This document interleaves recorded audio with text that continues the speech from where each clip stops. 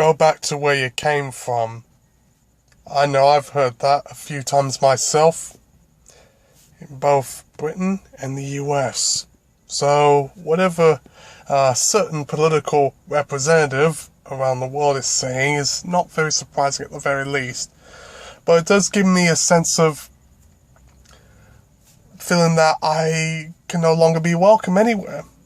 I've been to 2 countries. I want to explore more, but I can't because you need the money and also you need the connections in order to do so. So it feels like I'm stuck in a rock and a hard place. While this is a Skinny Ebert video that I'm doing, it's not a very typical one. It's reflecting on the current state of politics that are going on right now, as I have done in previous videos and documentaries, like the one I've done about Brexit, the album done by Eric's Q called Chaos, you can check it out, and then my first and second vote movie, worst selection ever. So getting back to the point is, I am not happy with the way things are on a social and political dimension. Things could be a lot better. Hearing a particular person saying, go back to where you came from, I would certainly like to fulfill that dream. I would like to go to a country that's well-renowned and highly ranked on the OECD or the Davos, or on US News and World Report for happiest countries around the world, like Denmark, Norway, Finland. If only I had that opportunity. But I don't. Because like I said, money and connections in order to do so. And if you are someone who is from a particular country like that watching this video and, listening to what I have to say, then good for you. I'm very happy that you're taking the time to hearing out what I'm having to say. Because it's not easy having to explain to people that the grass is greener. Sometimes it feels like on the other side, but even in countries like I mentioned, like Denmark, Finland and Norway, they have their own problems too. I know anti-immigrant sentiment is increasing in those countries too, and Denmark had a lot of laws that were saying they were going to put the illegal immigrants into ghetto areas and they will seize their possessions and charge them twice as more than the regular ethnic Danes, which is quite worrisome to me, because that almost sounds like some sort of apartheid, Jim Crow era sort of bullshit. I don't want to go too much in the details, but I wish life could be better. I wish I didn't have to, work somewhere just, while I'm also doing the Skinny, but I wish I didn't have to, I take that back, I love working, but I wish I could, get a better pay and a better job that fulfills my skill set. I wish I have a bit more of a social life.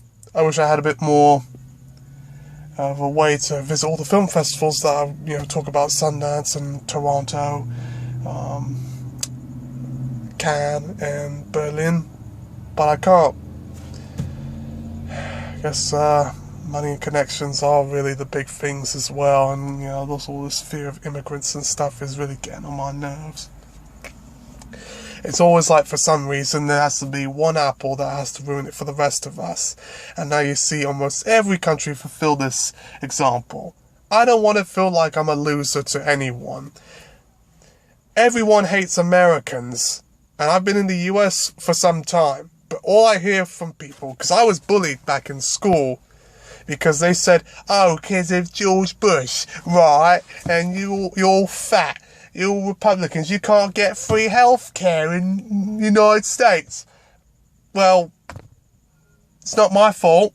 It's the politicians' fault. So what? And on the British level, they're saying, the Brexit matter. Or, we have all these terror attacks involving Syrian refugees. I have nothing to blame about that. That is all their fault. That is society failed upon them, so that they fail on others. And the government it put into place. That has nothing to do with me. I do not reflect a particular country. I reflect myself. But you know what? Because of all that criticism and all the stuff I see on Reddit and Yahoo Answers and Quora, I wish I could be from Denmark or Norway. Or, as I originally said from earlier videos, like Iceland and Canada and Ireland, New Zealand. This is before the Christchurch massacre that occurred. I wish I could be from those countries. You don't hear much bad about them. I mean, you might hear about, certain people being unemployed and stuff because the market's oversaturated. You might hear the mistreatment of indigenous people, or you might hear the cut in social services, but no one ever talks bad about them. But everyone sure as hell talks bad about the US and Britain, especially the US. I don't want to be from these countries. I don't have any control over my passport. When you're a baby, you can't just tell your parents, Mom, Dad, can I be born and raised in Denmark? Please, so I can be a child of the happiest country in the world. You don't have that luxury option. You don't know how things are. Once you get older, you go to university, or you read through an echo chamber, left wing or right wing, all the nonsense that goes on in the world. You see that things aren't the way as they seem. Life is hard. I shouldn't be complaining, but I want to make a point of myself.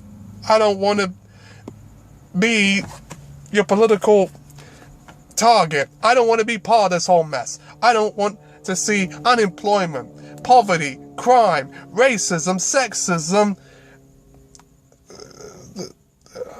mass suicides, rapes, abuse of children and women.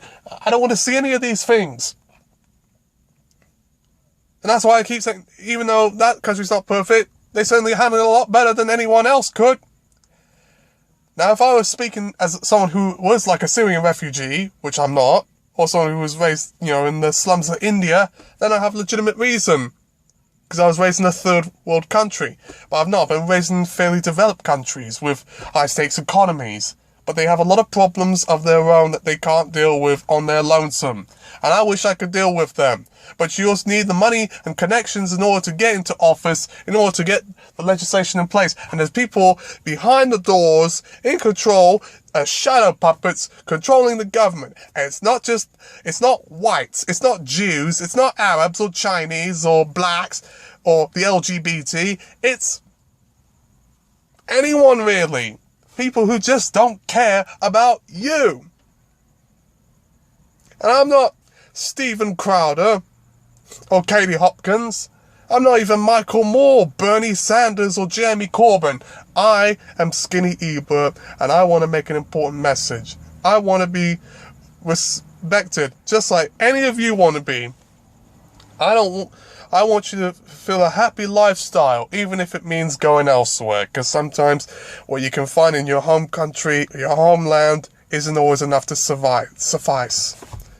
I wish for prosperity and success and stability for everyone, including myself. But you can't always get that. I think our systems and ourselves as people have let us down. If it isn't Disney controlling with their large monopoly of movies under the table with those remakes, it's the government and people themselves screwing you over. And for that matter, if you do watch this video, please don't flag it. Feel free to comment. I want this to be an enlivened conversation about the world that we live in, so that way it can also help me in prepare myself if I ever do go to Denmark or Norway or Finland or the Netherlands, Ireland, Iceland, Canada, New Zealand, whatever country it might be that no one ever seems to criticize about.